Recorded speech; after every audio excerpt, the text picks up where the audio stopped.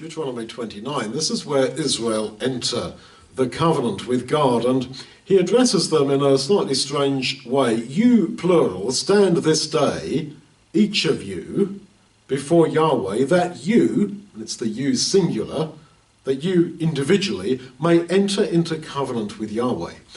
We are in covenant relationship with God, rather like a marriage. This is not a passing connection. He, on his side, has made a commitment to us, and we have entered willingly, voluntarily into that covenant. And that covenant is binding on both sides, on God and on us, even when we are weak.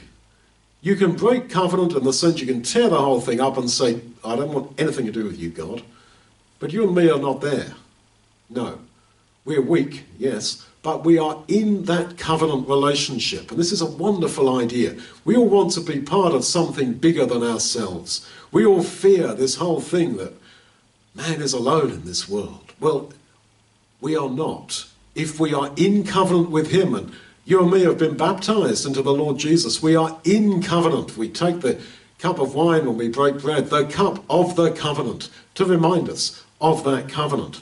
Now, that covenant for Israel at this point was the law of Moses. It's now abrogated, but that covenant that God made with Israel, you know, it touched all sorts of very private parts of human life. It touched things like sex, menstruation, what happens if you accidentally murder someone, what happens if you find a dead body in a field, what happens if you find your neighbour's donkey lost and wandering around the streets outside your place.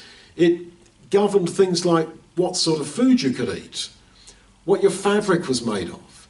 In other words, God had a claim absolutely and totally on every part of human life. Now, although this particular covenant is now abrogated, that does not mean that somehow man is therefore free.